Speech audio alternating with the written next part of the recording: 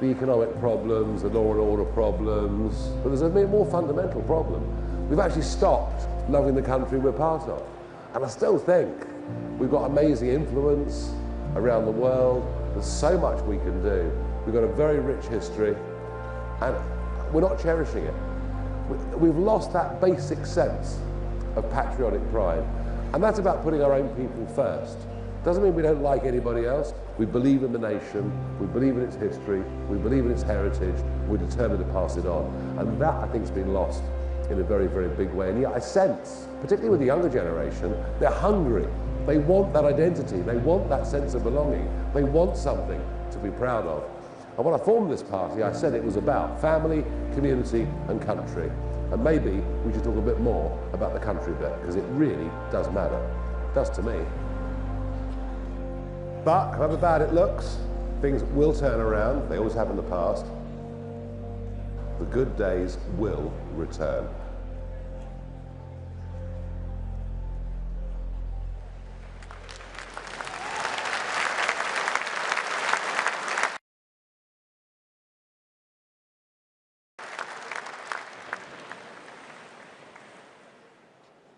It's time for the truth.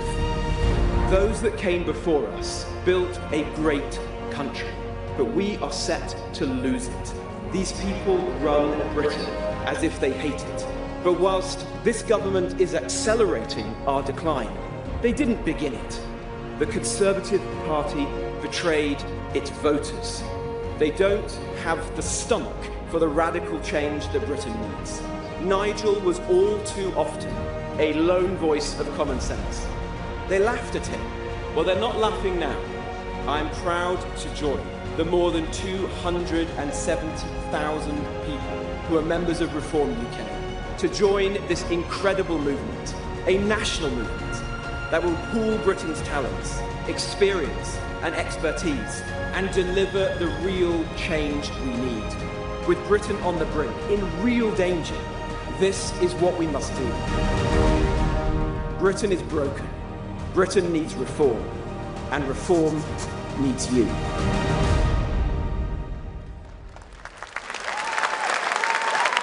Politician. I want to feel inspired, I want to feel motivated, I want to feel part of a mission that is on its way to save our country, and for too long the Conservative Party just hasn't been that. So, you know, it's been a growing realisation. It's just become apparent how toxic the Conservative Party is, how it's not for me. It's not for me, and I'm very happy to be leaving the Conservative Party behind. How are you? He was right on Brexit. He's been right on immigration. Far before many people were talking about these problems, he was brave enough to raise his head above the parapet and voice the anger and the frustrations that millions of Britons have been Somebody who's reached high office in the Parliament, reaching up to the rank of Home Secretary, who was there during those years and saw the betrayal, and now has the courage of her convictions to come and stand with me on a Reform platform and speak to you today. Ladies and gentlemen, please welcome former Home Secretary Suella Braverman. I want to say thank you. I feel like I've come home.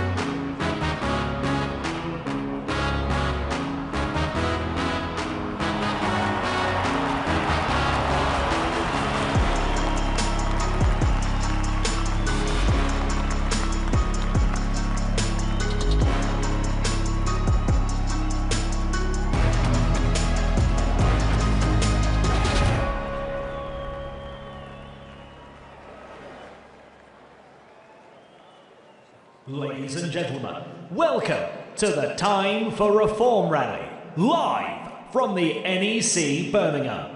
Please take your seats and make sure your mobile phone is switched off, as the event is about to begin.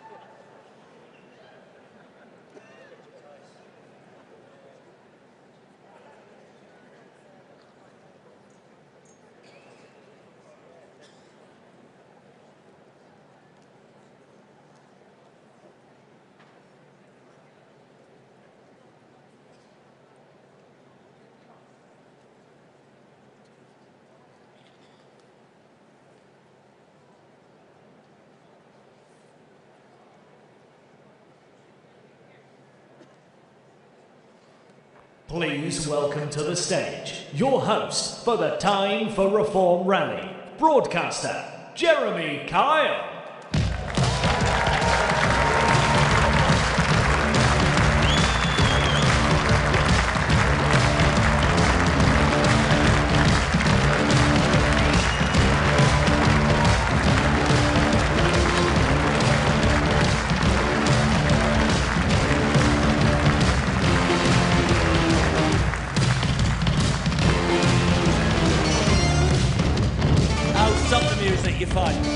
Ladies and gentlemen, what a turnout. Welcome to Birmingham!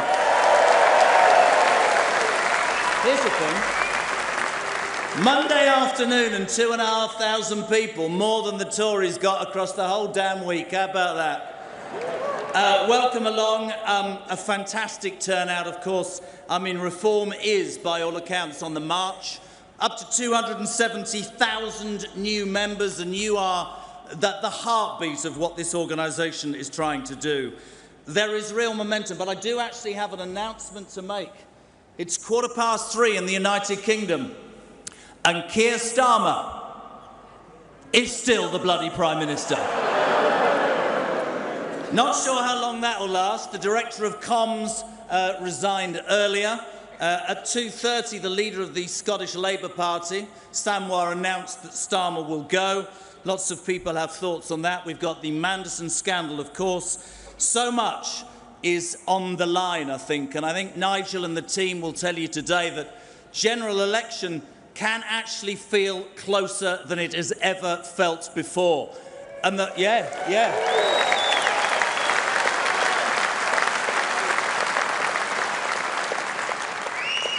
Some parts of the media will tell you this is media noise. I think it's real momentum, and I think the 2,500 people here today will tell you that there is a vibe in this country that is getting stronger and stronger by the day. We thought we'd come to Birmingham, a city at the heart, Britain's second city at the heart of the United Kingdom, and to be fair, a place that's experienced many problems and a place where real change needs to happen. And reform tell you the change starts right now, ladies and gentlemen.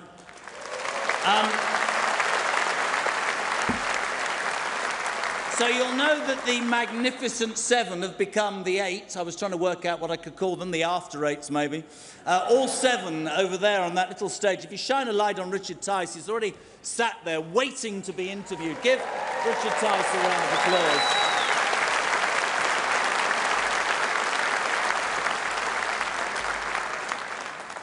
So 8 members of Parliament, including Nigel, of course, 3 new members, 900 councillors, and of course it all aims towards May the 7th, those elections in England, Scotland and Wales.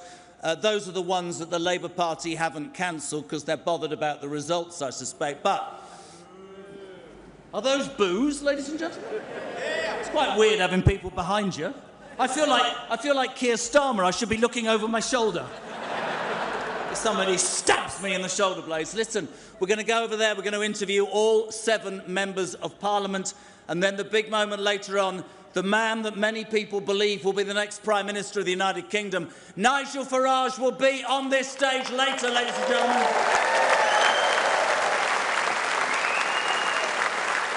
So, pick up microphone and walk. Just make some noise. I'm going to try and not fall over. If I don't fall over, that'd be good. Now, as I walk along here, I have to walk past the press. Watch this. Where are they? Where are the press? Wave if you're in the press. Oh, they're nowhere to be seen. Where are the press? Oh, all right, press, how are you? Do one. I'm joking. So listen, let's make our way. This is stage B, apparently. There's a lovely man with a camera. Ah, there's the press. There they are. Look at that. Don't fall up the stairs, idiot. That would be really... Richard Tice, Deputy Leader of Reform. How are you? How are we? All right? Yeah, not bad. Give Richard a round of applause. Wow.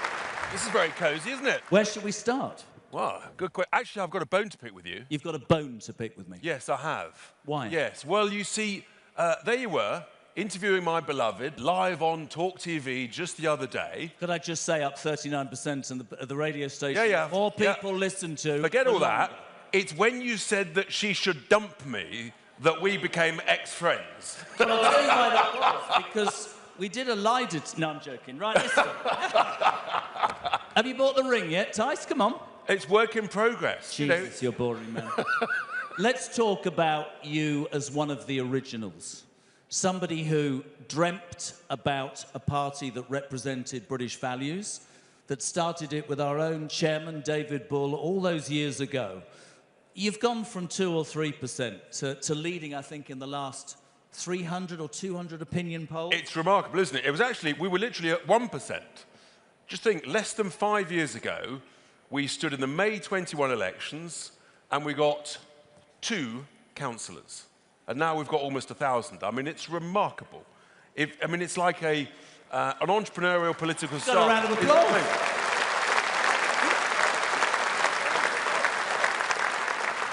One of the criticisms of the Labour Party for many people is that when a government comes to power and talks about growth, growth means business.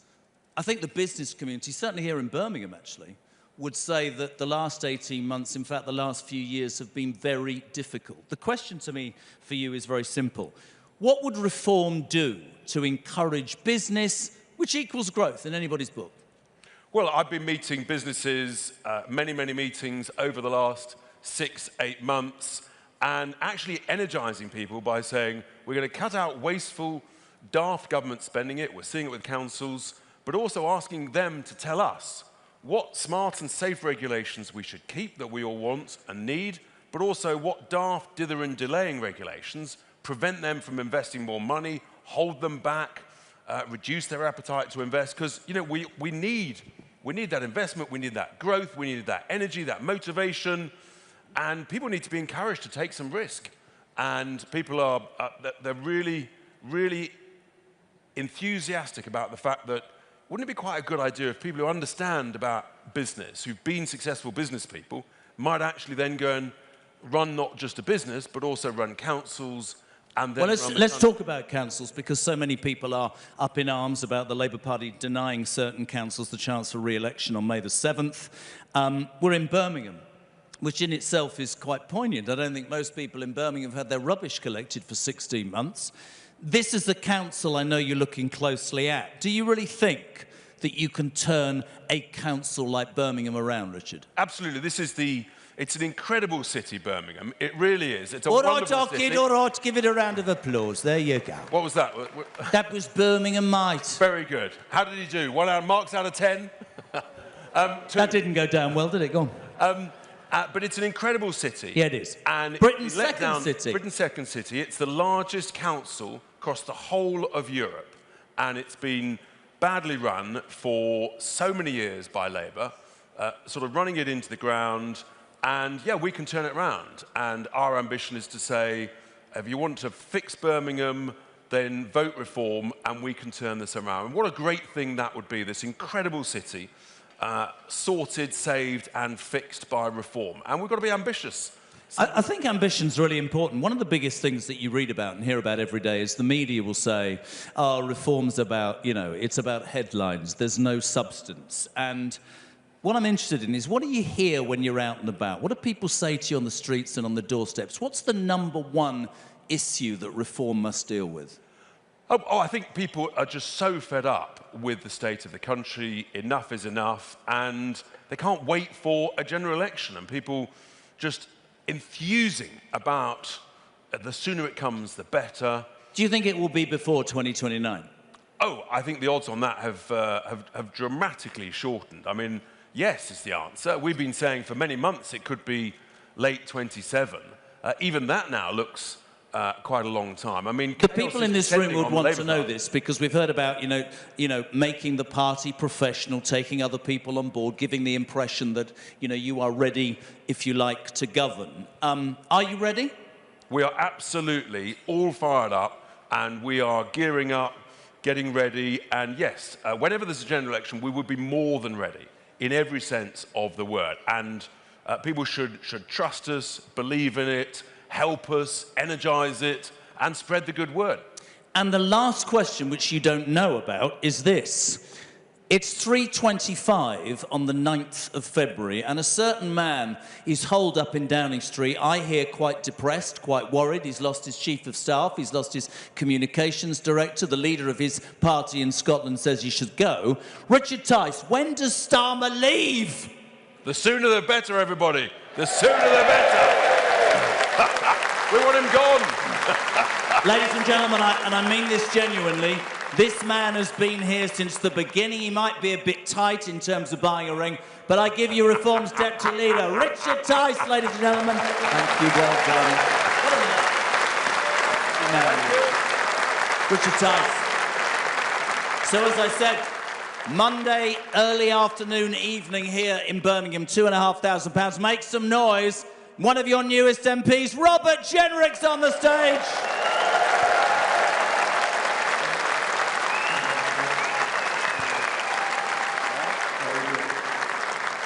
How are you, new boy? I'm very good, and I'm not late this time, unlike on the night of my defection, but it's very good to be here. Quick question. What's the biggest difference between Reform and the Conservative Party that you've noticed since you've joined? Look, if the Conservative Party had tried to organise an event like this, how many people do you think would have turned up? 2 people, someone said over there. Look, there is no other political party in British politics that could organise an event like this. There really isn't. And why is that? It's because something special is happening in the country right now, where millions and millions of decent, patriotic Brits are standing up and saying, enough. We want to take our country back. We love this great country. We're not prepared to see it slip into decline. We are going to come together to rally behind Nigel and Reform and ensure at the next general election, and that might come sooner than we all thought, we are going to ensure that for the first time in my lifetime, the first time for a long time, we have a great reforming government that turns this country around. And that's what I'm excited to be a part of. There you go.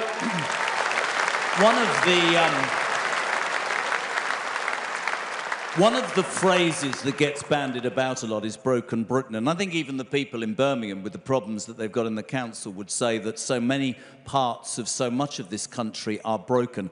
I'd love a little insight. Tell us about that meeting of the Conservative Shadow Cabinet before you left, when you sat there open-mouthed and they said Britain isn't broken. Yeah. Well, look, it was almost worse than that, actually, Jeremy. They put onto the screen the Conservative Party's mantra, and at the heart of it was exactly that. The Conservatives do not believe that Britain is broken. And I said, well, I do believe Britain is broken. When I walk the streets, when I go to visit factories and pubs and talk to people on the doorstep in North Nottinghamshire, people think the country's a mess right now. Their wages are going nowhere, their bills are rising, they're sick of immigration, the small boats, their kids can't get on the housing ladder, the NHS, the potholes in the roads, you name it. And shadow cabinet member after shadow cabinet member rolled their eyes, shook their head, said they disagreed with me. Why? You know, I just don't think that they walk those same streets. Yeah. I think they're so out of touch. But, Jeremy, the worst group was there were other people around that table who said, Rob, we agree with you. Britain is broken, but we can't say it because the Tories broke Britain. And that convinced me, that was the final straw to me, that if that is your mindset, how can the British public ever trust you again? And I think that the Tories broke Britain, Labour have made it even worse, and the country is now crying out for change. And that is the incredible opportunity that this party has. When you make as momentous a decision as you did, yeah, because look, I know you, and I know how difficult that decision was to make, and it was incredibly brave. What would you say to Conservative voters who, you know, disillusioned? I tell the same story every time on this. I did an interview before the last election. I was interviewing a Tory MP, and I was interviewing a potential reform candidate. And the reform candidate talked about, you know, controlling our immigration, more police on the streets, intel, dealing with law and order, lower interest rates, lower taxation, better public services, all those things. And as he said this, I'm thinking, you know what, as a Tory voter all my life, that was the sort of thing that I adhered to. And the Tory MP jumped in and went, no, that's far right. And I remember thinking at that point, you've lost me, mate. What would you say to Tory voters who right now are looking at you, looking at Suella and Andrew as well, and thinking reform could be the answer? What would you say to those would-be Tory, well, would-be reform voters? Yeah, look, I understand why this is difficult for some people. It was hard for me. Many of us have deep loyalty to political parties, either because we've been members of them, we've served in government alongside them, or we've just voted for them time and again. Look, I joined the Conservative Party when I was 16, in 1997 in Wolverhampton. There were not many 16-year-old Conservatives just up the road in Wolverhampton, exactly. And I've been part of it, or was part of it, for a very long time. But sometimes, and this is the crucial thing, sometimes you ultimately have to put the country before party loyalty. And that is the journey that I went on. I think it's the journey that millions and millions of people across our country are doing right now. Maybe they've always voted Labour. Maybe they've always voted Conservative. But they've watched both of those parties let the country down. And they see the country in this moment of peril, and they think, I'm not prepared to let this great country slip through our fingers. So I'm going to put aside the way I've always voted and put my faith in us, in reform, in you in this hall today. And that is why we've got to make sure that we use the days, the weeks, the months ahead wisely, because we can't let those people down. I'm convinced that when the general election comes, people will vote for change, and that we will get Nigel into Downing Street. We will get a reform government, and that government has to do what, frankly, no government has done in recent times: arrest our decline, stop the boats, secure our borders, raise living standards, fix our public services, restore pride in our country once again. That prize is within our grasp. We've got to ensure that we just do everything in our power, day and night, from now until the general election, to make sure that we do it and that we don't let the British public down when we have the honour of serving this country. Ladies and gentlemen, you heard it, Robert Jenrick. Thank you, my friend. Very good. Thank you. Thanks, everyone. Robert Jenrick, look, waving. I might do a bit of that. Right. Next up, ladies and gentlemen, a man who's been there almost from the beginning, the Chief Whip, the main bruiser, Lee Anderson on the stage, ladies and gentlemen. How are you, son? All right. How are you? I feel good, Jeremy, to be honest. Is this working? Yeah, I feel good, yeah. You look like Madonna. It's like our second home, this place, isn't it? It is, yeah. We're here a couple of times a year. It's great. Mate, I wanted to ask you something just off the cuff very quickly. You've been there almost from the beginning. You were one of the first to cross the floor. I was the first, but I don't like to talk about it. Well, I think you should. Yeah, okay. Why do you not want to talk about it? I do, really. I was the first Reform MP, and I was the first elected Reform UK What do you make of the new lot, Lee? I'm not sure about some of them, but You know what, I am quite angry with one of my MPs, one of my flock, and that's Richard Tice. Why? Because he hasn't bought Isabella a ring? He's got engaged to this beautiful woman, and the old skinflint has not even put his hand in his pocket. Do you know what he says? Do you know what he says to me every day? Oh, you've got to be patient. No. For a man with his means, it's just buy a ring, Tice. It's not just that, Jeremy. A man of his age as well. I mean, the clock's ticking. Let's not talk about age. I mean, to be honest, he's punching. Lee, a lot of us watched you recently launch with Nigel Reform Save Our Pubs campaign, which I think resonated with so many people for so many reasons. Why is it so important to you in Reform, my friend? I think I do like to support my local businesses in my community. I do spend a lot of time in the pubs, purely political reasons. Of course. Of a weekend. You don't drink, do you? We always say, me and Nigel and the rest of the team, always say that every pub is a parliament. Yeah. When you go into a pub, Jeremy, you've got England football managers in there. You've got rugby football managers, cricket managers. You've got experts in every single field sit in a pub on a Sunday afternoon, talking nonsense a lot of the time. Sometimes they're talking common sense, but it's about opinions. People can go and swap opinions, and, have a few pints, and it's great. And I just think that this government, they don't want anybody to have their own opinion. They don't want people to socialise and mix together. Pubs are, pubs have been around in They're that the country. hub, aren't they? They're a hub. Yeah. If you're down in the dumps, go out and see your mates. They're a great place. One of the things that doing what I do that I see as a main criticism of where we're at the moment politically, and I include the Tories and Labour in that, is that it's based in Westminster. It's almost divorced from the people in this country. One of the things that Reform, and you certainly do, you spend a lot of time travelling around the country. David Bull, our fantastic chairman, does the same, meeting members, meeting the sorts of people that have come today on a Monday afternoon. What makes members so important to this movement, Lee? They are. Nigel always says they're the People's Army, and they are the People's Army. And the great thing about our membership, and which a lot of people out there in Westminster don't realise, Jeremy, is I would say that 70% of our membership have never been in a political party before. They've just sat by and watched, and they're disgusted with what's happening to our country. And they've said to themselves, enough is enough. I'm getting involved. I'm coming to rallies. I'm delivering leaflets. I'm standing for council, maybe stand for Parliament. But the most important thing is they're stepping up for their country, and they are part of the People's Army. And thank you, every single one of them. There you go.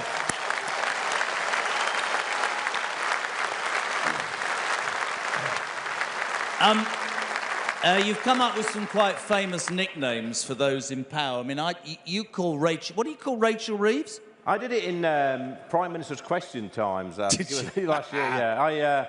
I called her Rachel from Accounts. And I think she looks like Richard III, if you have a look at a picture. Well, there's a few other names, a few nicknames. But there's quite a few in there. We've got Mastermind, David Lammy. Calamity Lammy, ladies and gentlemen. Can I just take a moment? I mean, I'm sure this won't happen, but if Starmer does resign, either this afternoon or whatever, can we all just cast a thought and think, even if it was for a week, Calamity Lammy as the Prime Minister of the United Kingdom? It's shocking, Jeremy. I mean, this is a thing. Most of the country wants Starmer to go, but who's going to walk into number 10 behind him? Is it going to be Lammy? Is it going to be Angela Rayner? She's had a makeover, Angela. Oh, dear, I think she's throwing the money away, isn't she, to be honest with you?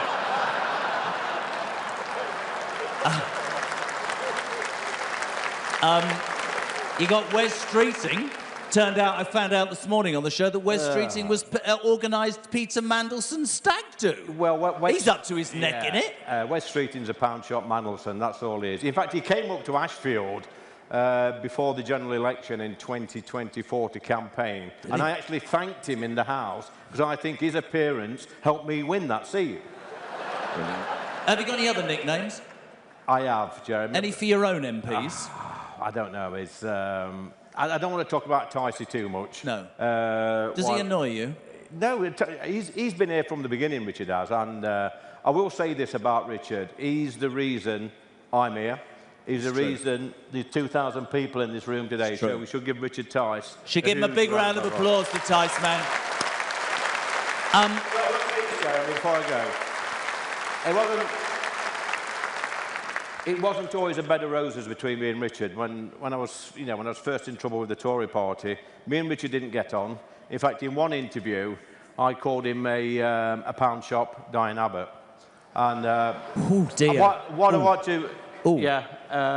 what I want to say now, I want to apologise to Diane Abbott. I think I won't have a job for long. I think you're amazing. I think you embody reform. Ladies and gentlemen, your Chief Whip, Lee Anderson. There he is. So from the man who was the very first Reform MP, Lee Anderson, to the man who is the latest new recruit, the MP for Romford, Andrew Rosindell, ladies and gentlemen. How are you? Very nice to see you. I asked you in the green room, which is really interesting, because you came over to Reform a matter of weeks ago after Robert. And I know there's a lot of people who have said, you know, this party, yes, it needs experience and it mustn't take anybody, but this has been a decision that you've been thinking about a long, long time, Andrew, hasn't it? So I was Reform before Reform was even thought of. Why did it take you 5 years then, man? And I joined Reform because I love my country and I believe that we need a fresh start for Britain, a new government, with a Prime Minister that's going to stand up for our country. I've known Nigel for 25 years. I've always believed in the same things as what Nigel believes in, but I fought very hard and very vocally within the Conservative Party to get them to be what we should be, a country that stands up for Britain. But I failed. In the end, it was very clear to me that the only way forward for our country is to have a Reform-led government with Nigel Farage as our Prime Minister. What's it like, quite right? What's it like, finally, then, reaching that moment when you know you're a Reform MP, the shackles are off, the things that you fervently believe in, you can now talk about? A bit like Robert, is it sort of amazing? Do you feel totally different? Do you know, it's like a bird being freed from a cage. Yeah. The problem with the Conservative Party is that everybody's managed. Everybody reads from a script. Yeah. You're told what to do. Are you? I think so, Told yes. what to say? Absolutely. As a shadow minister until 3 weeks ago, every speech I gave had to be approved. Now, I'm free to say what I truly believe in. Is that because you're with a party that trusts your judgment and trusts your ability, you feel? Now I have a party that truly goes with the grain of the British people and goes with my own beliefs. And for me, to speak out as I can do now freely, I'm actually going with the grain of Reform, not being sort of on the sidelines and saying things that I know the party establishment won't like. So when I speak now, I can speak freely and do what I believe is right for our country, and that's why I joined Reform. When you're out and about in the last... Yeah, absolutely. When you're out and about in the last 3 weeks, how are you received? I mean, here we are, 2,500 people inside the NEC again, an amazing turnout. And I wasn't being flippant when I said that the Tories couldn't even get that over 3 days at their conference. The feeling is of real... I hate using the word momentum because that reminds me of Corbyn, but there is real momentum, isn't there? And it must be a real enlightening experience to be part of that. Jeremy, it feels like coming home. Hey! This feels like what the Conservative Party used to be when Margaret Thatcher was there. You know, we would turn up and she would inspire everybody to go out and fight to rescue our country in the 1980s. And it feels like Reform is taking on that mantle, carrying that Conservative flame forward, or the belief in Britain that Margaret Thatcher always stood for. So yes, it's liberating coming to Reform, and it's inspiring because we have a leader in Nigel who actually will go into number 10 Downing Street and have a plan to put our country back on the right track, which is so desperately needed. We have a terrible Labour government. I think the worst government... He's still in power, by the way. Breaking news. Starmer's still there. Is he still there? Still in there. Not for long. Not for long, but we need change in this country. And that's why this new movement, Reform, led by Nigel, the British people, I believe, will elect us to power. But if we don't, our country will suffer. So that's what we need to do, get Nigel in at number 10. First step towards that, of course, is the... absolutely. The first step towards that is the local elections. in a few months' time. 900 councillors, nearly 1,000 Reform has now. How do you see those local elections going? Do you think there'll be a barometer for what the country thinks? Well, we've got very important elections on the 7th of May, and I think that the British people are in the mood for something different and something better. What's the point of voting for the two old parties?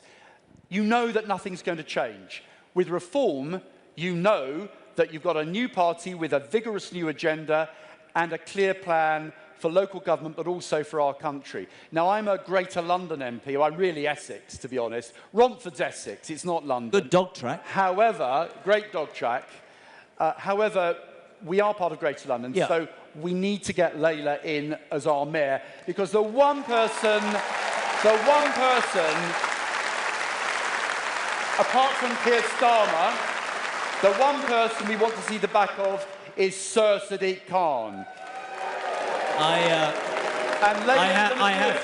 have to do this in as balanced a way, but I can't. I'll have to keep quiet. Andrew, I know everybody in Reform is delighted that you've made a step after all those years. I know that Nigel personally is delighted, and we wish you all the very best. Your newest MP, Andrew Rosindell. Thank you very much. Thank you, Jeremy. Thank you. There you go. Now, we're getting through them, the Magnificent Seven. Next, you can't walk on yet. No, don't, I'm building you up. She did the impossible in Runcorn and Helsby. This lady, the First Lady of Reform and a good friend of mine, Sarah Pochin, ladies and gentlemen. It didn't fall over. How are you? That's one of the rare occasions we don't greet each other with a bit of a kiss and a cuddle. Well, I know, we're trying to... Shh. Are we behaving? Are we behaving? Sod it, never mind. I feel so better lovely. now. I feel better. 8 months ago, you did the impossible in Runcorn and Helsby, and I think for many people across the political spectrum, that sent somewhat of a wave of actually Reform isn't just about headlines, and it's more than that. It's got 270,000 members now. It's an organisation that has a way that it wants to move forward. How exciting was that moment for you? It was the most incredible night of my life, actually winning. Have you said that to your husband?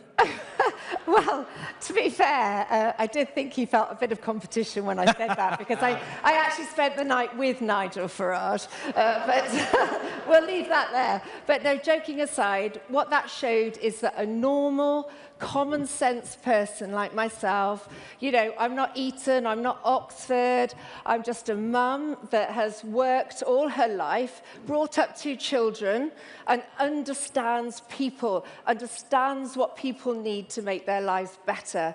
And that's what the people of Runcorn and Helsby needed. They needed a strong voice, and they embraced me. And you know what? We won by 6 votes.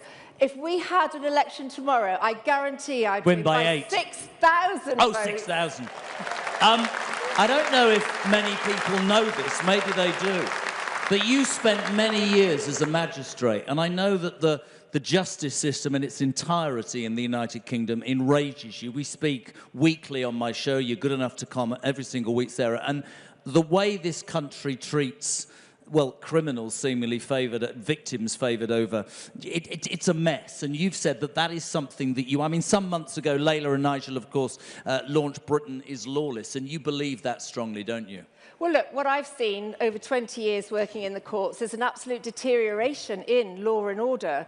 But more importantly, we've seen the politicisation of the judiciary that should be neutral. They're not neutral anymore in this country. We see a two-tier justice. We see the justice system clamping down on free speech, on democracy, you know, the values of our country. And one of the things that upsets me more than anything is successive governments, Tories and Labour government, have failed to keep women and girls safe. And I'm telling you... Very true.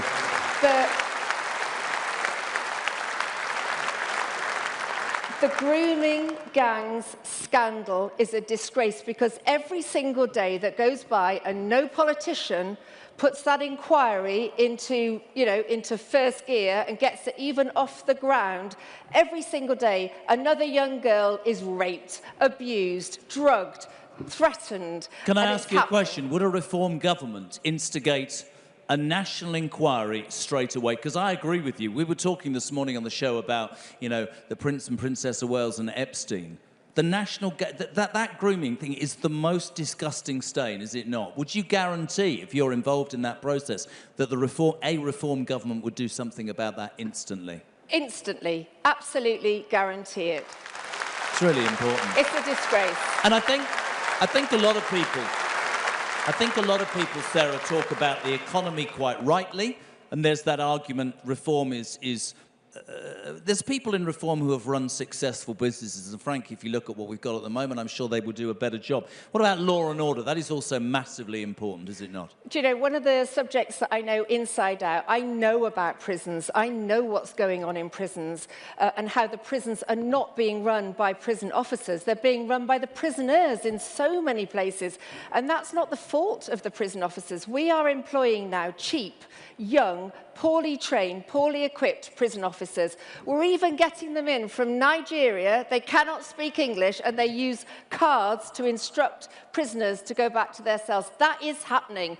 You know what we need to do? We need to get the military veterans back in the prisons who understand discipline and understand mental. I was going to ask you about that because we've always talked an awful lot about veterans, and it's a really close subject to my heart. I don't want to get political. That's what I'm not here for. I don't understand how we treat our veterans in this country, and I think a lot of people who are here today, and most people who support reform, want to know that a reform government would do right by the men and women who have put a uniform on and protected this bloody country. I really do believe that.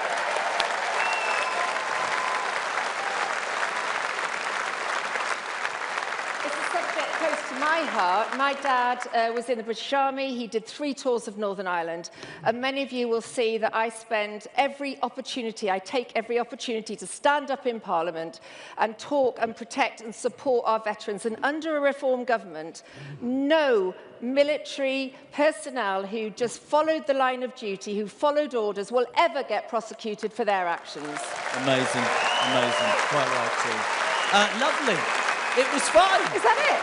Sorry about this. I'll see you in the morning then, yeah? I'll see you in the morning. 8 o'clock, don't tell anybody. Sarah Potion, ladies and gentlemen, give a round of applause.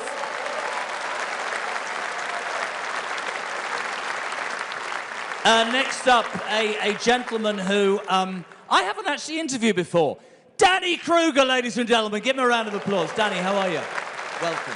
Thank you.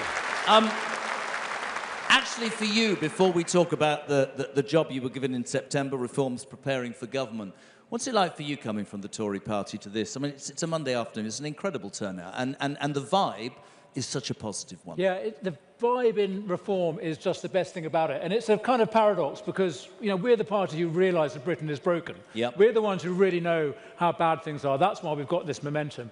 And on the other hand, we're the most cheerful, optimistic, upbeat party of all. You've got the Tories who don't accept the problem, but they're really downbeat and gloomy and depressed. We know how bad it is, but we're the party that know we can change it. So it's a really good atmosphere. It's probably just because Nigel is just a cheerful guy and his spirit spreads through the party. And I think honesty is a really important point as well. As I said, in September you were tasked with leading reforms preparing for government. How's it going? Is reform ready? I mean, we look at what's happening politically and we wonder whether that moment... I mean, he's still in power, by the way. Breaking news, Keir Starmer still sat at number 10. Yeah, I know. Are the Reform Party ready? Because critics will say, how can you? Yeah, listen, we are getting ready, and we're getting ready fast. Before I arrived, a huge amount of work had been done, and I want to pay tribute to Zia Youssef, who's been leading the policy work.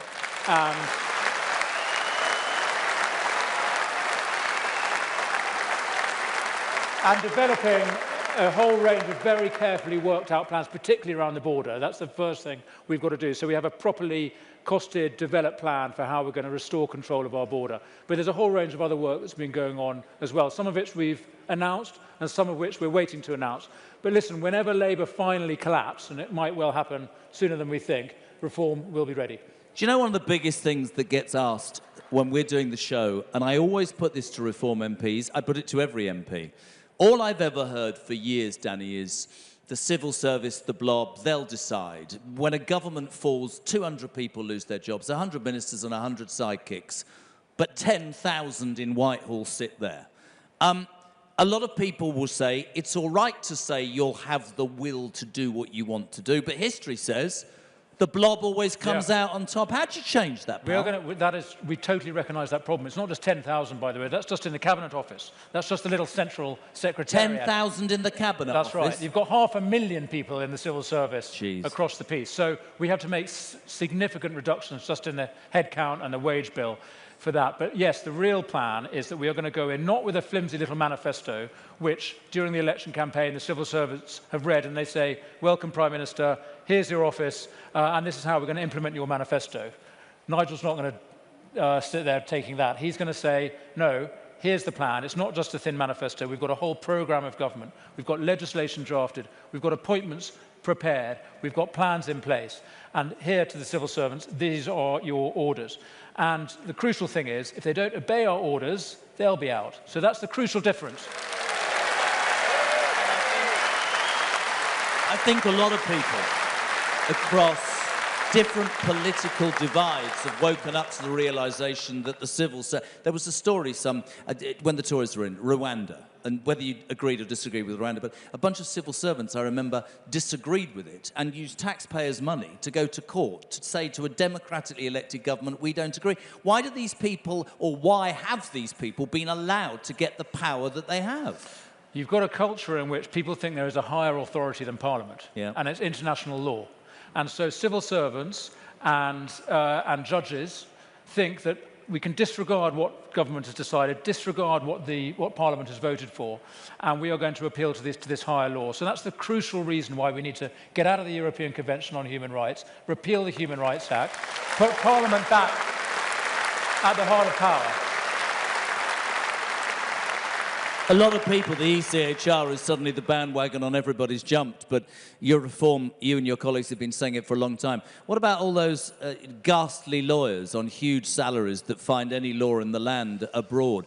Do you say that this party has the resolve and the will to, whatever it takes, get out of the ECHR and rid ourselves of the inability, as a democratically elected country, to make its own decisions? Absolutely. That is our firm commitment. Yep. So the first thing we will do is repeal the Human Rights Act, which brought the European Convention into UK law, and we will withdraw from the Convention itself and from the jurisdiction of the court. But because of these years in which the Human Rights Act has brought the Convention into English and British law, there is going to be a whole process of untangling that. But the absolute commitment we have is that there's only one law that will apply in the courts of this country, and those are the laws made in our sovereign parliament. Absolutely fantastic. Danny, MP for East Wiltshire, enjoying today? It's tremendous. Danny Kruger, ladies and gentlemen, thank you very much, Danny. Thank you very much. Thank you.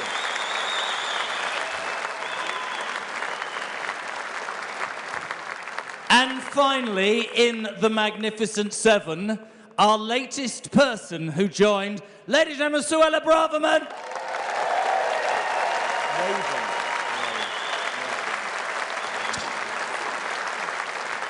How are you? Very well, thank you. That was a bit dramatic, that defection, wasn't it? How was it for you? I mean, it was, the dust has settled a little bit, feeling a bit more calm? Calmer, liberated, inspired, very, very much at home. As Andrew said, as I said on the day, I feel for the first time in many years that I'm no longer politically homeless. I noticed that Andrew said that as a shadow minister, almost everything that he said and did, everything, if he was breathing, he had to check. That liberation, I guess, is energising, isn't it?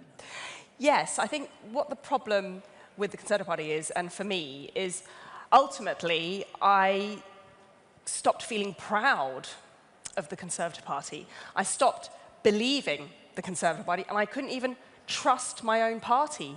There'd been too many betrayals. There'd been too many broken promises. And I gave it some time. Things didn't change. And it feels wonderful to be in such wonderful company and in a party that I have faith in, that I believe in, and that I know, without a shadow of the doubt, will deliver for the British people. It's interesting, you know what my job is. The critics of the defections will say, blah, blah, blah. You and Robert, I know, were very at odds with what happened. He resigned, you left government as well. And I think it's a really interesting point that you took time before you made the decision that you made. One of the arguments that Robert was talking about earlier was broken Britain. Almost a lack of acknowledgement by the Tory shadow cabinet that Britain is broken. Britain is bloody broken. Why is the Tory party scared to say that, do you think, Suella? Because they're deluded. And I've had enough of Tory delusion.